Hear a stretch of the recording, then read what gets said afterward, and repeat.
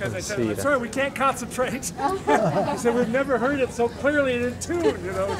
So they have to play really high, unless you're Heifetz or Isaac Stern. It's really hard to have that high range exactly in tune, but my glasses are just very pure and exactly in tune.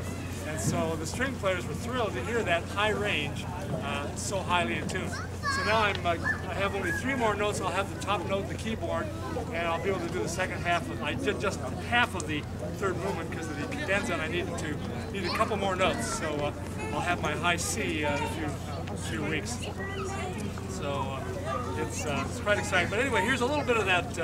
It's called The Lily and the Rose. It was written in 1815 for Dunker, who was a poet, a good friend of Beethoven's, and he wrote this piece called The Lily and the Rose, and with accompaniment on glasses by Beethoven.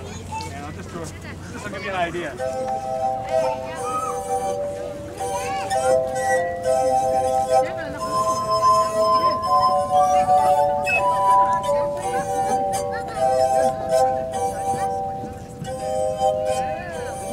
And every key, every phrase thereafter, you started doing the at the end of the phrase, you start doing the poem, and there's one stanza at the end of each phrase, and so it gets a bit complicated. But I'm getting it translated into English, so I'll be able to do it in both languages.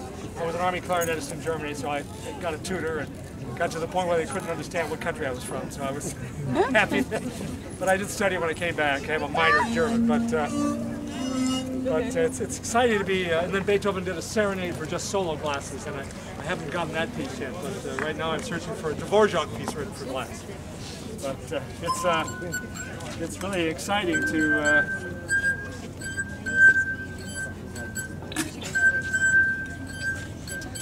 retune my F sharp to a G. I've explored many styles of music. Here are a couple of fiddle tunes. In fact, I'll do a sort of a tribute to Columbus. Here's a Renaissance piece that was played during the time that Columbus was in Spain.